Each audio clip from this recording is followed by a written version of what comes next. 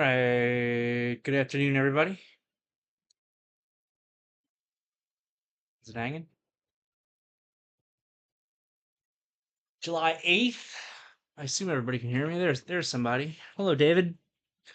I'm an associate member of T3 Trading Group, which is an SEC registered broker dealer and member of FINRA. All of my trades are placed through T3 Trading Group.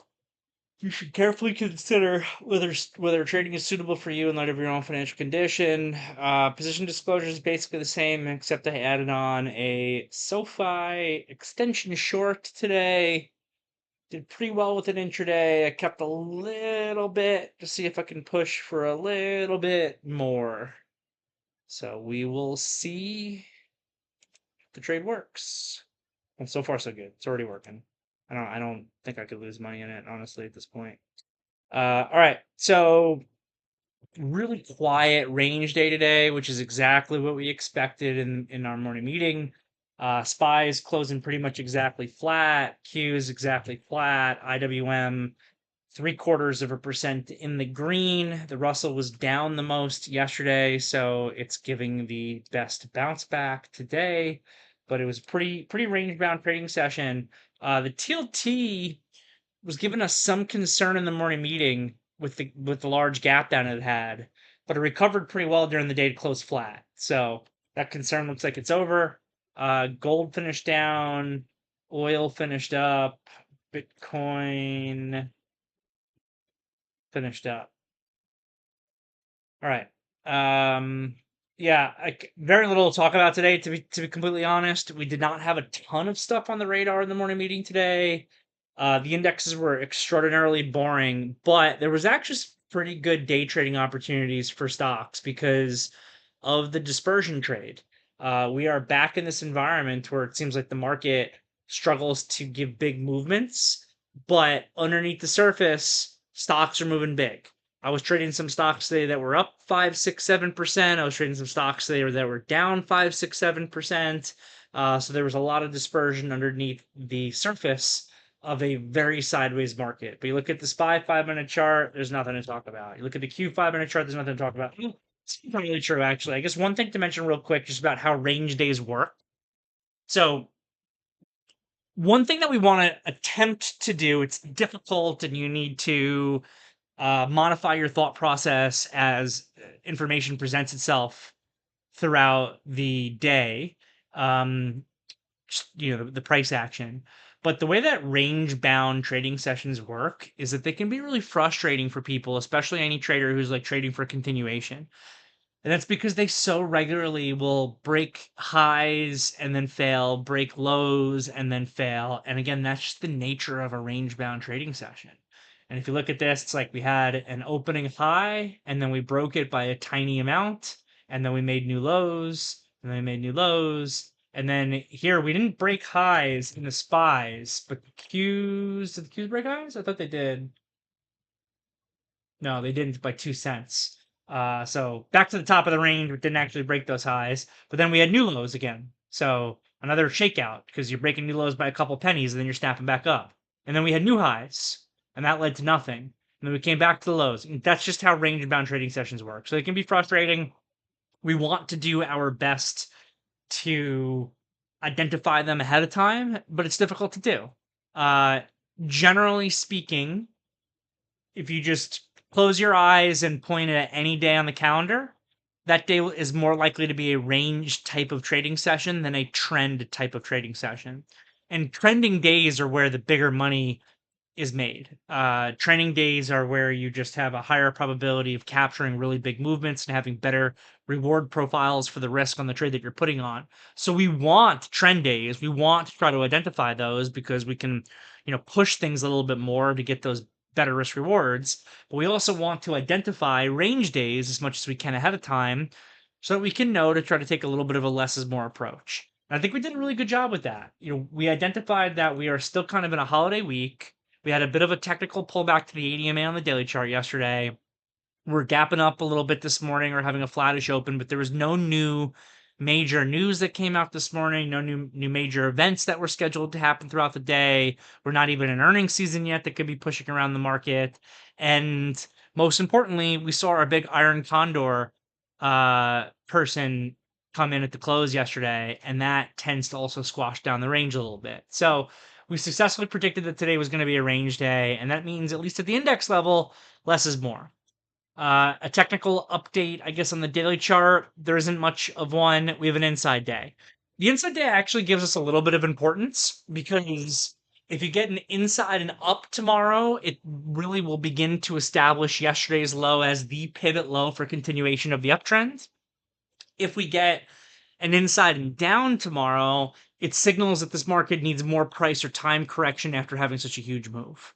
So I like inside days when they represent themselves sometimes in the market. I know, again, it made for a very boring trading session at the index level, but it tightens the market up to give us some clarity on, is this the pivot low and we're continuing, or do we need more correction? So that inside day, I think, will show some significance on the way that it breaks. So we'll pay attention to that. And again, this is the beauty, by the way, of being a stock trader. I went on a very short, small rant at one point today. I speak to more people than ever, especially traders who are newer traders, who specifically trade futures. They trade the ES and the NQ, and that's fine. There's nothing wrong with that inherently. Actually, I think that if you're in the retail world, there are some benefits of trading futures because you get leverage. The natural leverage that's inherent in the futures product just makes trading ES more feasible for a lot of people than trading SPY, because in futures, especially day trading, you can get as much as you want. Potentially the 60/40 tax treatment, though I would also say that there is some potential tax benefits of being a prop trader, even on the equity side, just with the nature of a K1. So it definitely makes sense, I think, to some degree, to in the retail world at least have futures access. But my problem with trading futures. Oh, and again, the rant was, I'm speaking to more and more new traders who are only trading futures, and I think it's because of these like challenger companies that masquerade as prop trading companies. Those like funding companies, like you pay them a monthly fee to be on a demo account, and if you pass their test or whatever, they claim that they'll give you a funded account. I really don't like those companies. I could go into some reasons why, but they exist and they're really, really growing, and a lot of people get attracted to them because it's like, oh, I could trade with just a couple $100 down or whatever, and that is a benefit, I guess, if you it's a benefit if you only have $200 and you want to trade, I guess. But on a day like today, being an index only trader, being a futures index only trader, it really shows you the downside of it. If you're trading the indexes today, it was very difficult and absolutely nothing was going on. But there were so many stocks that you could have traded today.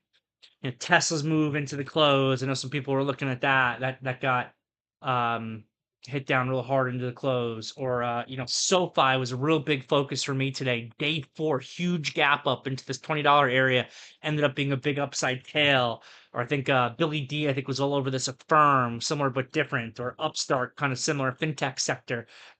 Day 5 gap up this morning with an upside tail at the close. Lot of opportunity in that one.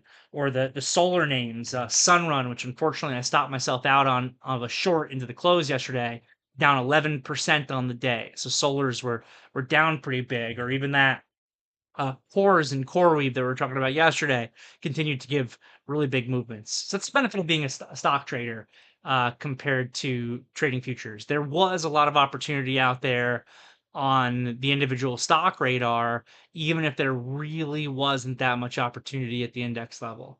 So far was a really big focus for me today. I took a small feeler at around $20 pre-market, but I started trading it aggressively above 2050. And then I think that the best call out on that was the short through 2050. This thing built a bull flag, or bull pennant probably is more technically appropriate here. Built a bull pennant. This is a bullish pattern, right? This is a bullish pattern. And guess what? The ADMA caught up to the base. When the bull flags, when the bull pennants tend to give upside continuation, they tend to give upside continuation when the ADMA catches up to the base of the flag. Looks like a beautiful technical continuation pattern. But this is why looking at a 5-minute chart is not enough. Because when you look at the 5-minute chart, if I had no other information, I would probably want to buy this chart. But when I look at it in conjunction with the daily chart, I am not only much less inclined to buy it, it becomes a potential short setup to me on the break of that bull flag support. Day 4 to the upside with as much upside extension in SoFi as I've almost ever seen, especially with there being no new news on it. So this thing is wedging out up here, and you got all that daily chart extension plus a good amount of 15-minute chart extension. This to me then has a very high probability of a failure, and if it gives a failure, exactly what Rich N just said, a failed move can lead to a fast move. And it actually wasn't as fast as I thought it was going to be. I think I said before it broke, I was like, I think you might be able to short through 2050 and be able to get like, 30 cents out of it. And it broke through that, and it real quick just gave a 20-cent move. And then it kind of went sideways again, but then it legged down again, and then it legged down again. And eventually the trade worked out really well. I just had to keep a little bit of a very small percentage of the position that I actually had to see if I can get a little bit more on this thing, maybe down to the gap fill or 19 or the ADMA, something like that. Right now I have I'm game planned to $19. But if the ADMA gets above that, then I'll probably tighten that game plan up a little bit. So those are really big focus for me from a day trading perspective. It was a great trade. It paid really well. It sounded like a couple other people jumped in on that momentum break lower with me as well. So was glad to hear that. And it's just an example of, the opportunity that was out there at the individual stock level that was not necessarily there at the index level, that was just completely going sideways. So I think that's all I got. I don't really have too much because it was a relatively slow day. So that's pretty much all that I've got. I see some questions coming in the YouTube and the VTF. Just real quick on the YouTube. I appreciate the compliment, and also yes, the yellow line is the 200 day. I keep, this is a chart that I just like to be able to change pretty quickly, but I just want to make sure people are aware. I don't care about the 200 day on a 5-minute chart or a 15-minute chart. It's just there because I want to be able to see the 200 day, which I do care about on the daily chart. And if I'm switching over charts, then I just need it to be on there. But the 200 day and the 5-minute or 15-minute, I think is pretty useless. Back over into the VTF from Dave S. Established a Coors long today. A Coors is an interesting one. I'm aware of the bull case here over the next few weeks for this, but can I get your thoughts on why this is a good risk reward here, and or where can I find the exact details for it if it is not your idea? Yeah, it's pretty much my idea. So I got into some cores yesterday. I kept it through today, traded around it. It did not trade well today. But Coors is trading based on the price of CoreWeave on the potential breakout, right? We spent a lot of time talking about that in yesterday's afternoon meeting, so I'm not going to get into too much detail. But I think that the buyout price of Coors is wherever CoreWeave is trading times 1.235 at the day that they combine the companies, which is expected to be at some point in Q4. That's a long time away. The problem with CoreWeave, the bear case, let me start with the bear case. The bear case, and I'm very much behind this bear case, is CoreWeave doesn't belong at $150. I personally think that this thing belongs at somewhere between 80 and 110, maybe. That's kind of been my thought process on it. But it's been able to hold up really well because it's a recent issuance, it's low float, the borrow is super, super expensive. So I do think that CoreWeave is going to work its way lower, but I don't see why the deal would go through at a price lower than $13 for cores. I think that, and it's a weird structure on how they're even doing this, but the stock was trading at $12 to $13 prior to the CoreWeave buyout announcement. So if CoreWeave trades at a price that would make the Core's buyout be less than $12 or $13, why would shareholders agree to that? So that's the bull case. The bull case is that even if CoreWeave trades at a price that would be equal to a buyout of less than $12 or $13 for cores, I think that the shareholders just vote no on it. The buyout does not happen. Because why would you take a price less than where it was already trading at in a buyout? I mean, I've seen a couple take unders over the course of my career, but they're extremely rare. So it just doesn't make sense to me. So my thought process is this thing is worth at least $12 to $13. If it's able to get bought out above that, then shareholders will take it. If it's not able to get bought out above that, then there should be a floor at 12 or 13 because that's where it was trading at to begin with, and the shareholders would just say no. Now you could make an argument that this thing had a really big bounce at 13, and maybe it should be working its way back to 10 or 11. That's a valid argument, but that's kind of where my thought process is on the bull thesis. But the bear thesis is that this CoreWeave falls out of bed. So hope that helps. Jeff Bezos selling stock. Okay, so maybe that's why we saw Amazon get pretty weak at one point today. Oh, Amazon closed like crap too. Jeff Bezos sold almost 1 million shares of stock at an average price of 223.73 on July 3rd. Oh, so he did it already. Not bad. Not a bad payday. From David. AMD, the alert mentioned long versus 135 to 136. Yeah, that trade failed today, right? At the open? It was really weak at the open. Oh, actually, no, it held. Never mind. Never mind. I don't know what I'm talking about. The alert mentioned long versus 135 to 136 area is the 9:40 a.m. 5-minute candle, the pivot candle. Yeah, so really it's the 9:45. Yeah, the 9:40 candle. Someone just screamed in the hallway. Very bizarre.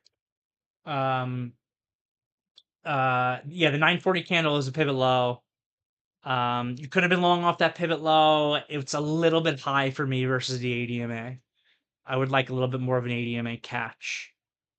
Let me read exactly what you're saying. Is the 9:40 a.m. 5-minute candle, the pivot candle, since it was close to the ADMA, even though it was not much of a downside tail. Again, if you kind of combine these two candles, like we were talking about yesterday, it's not like a perfect king queen. I wouldn't describe this as a king queen, but if you could somehow combine those two 5-minute candles, you would have a downside tail there, and it does create a pivot low. Yeah, you could have gone long versus this low. The issue I take is it was just a little bit far from the ADMA. The ADMA is at 135.66. The low is 135.90. Maybe I'm being too picky. It's $135 stock and it got to 25 cents away. So maybe it is close enough. Or what I would almost prefer to do, but then you might be getting a bad price, is wait a few minutes for the ADMA to continue to rise and get close to the low. Because what confirms this is a pivot low, technically? What confirms this is a pivot low? Two things. Not just the change, but two other things. You have to change in direction, but technically you need a new high. The new high doesn't come in for a while. And for me, ADMA to catch the price. So when the pivot comes in, the pivot's at 135.91, the ADMA is at 135.66. You could have tried this as the ADMA cut closer to the 135.91 because the ADMA confirms the pivot. And then I'd feel more comfortable. You're getting probably a worser price. You might be paying up to 136.50 at that point. I'm not 100% sure. Because I wasn't watching it in real time. But that would be the way that I would potentially trade it. I'm probably not buying this on the way down. I'm probably not buying it at 136 and saying it's close enough.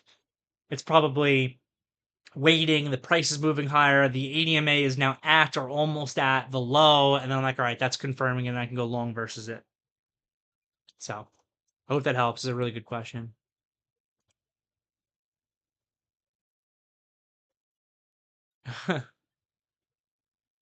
Yeah, he's got a Jeff Bezos to cover some of those wedding costs. I think he's good either way. All right, guys. Anything else? Really quiet day today. I got to wrap up a few things. I was at the dentist appointment for a long time today. It's like the longest, really long dentist appointment. I couldn't get out of there. So I got to catch up on a few things. So I don't mind doing a quick one on a day when there's nothing going on. All right, cool. I'll wrap it up there then. I'm not getting veneers. Have a great night, guys. See you all tomorrow.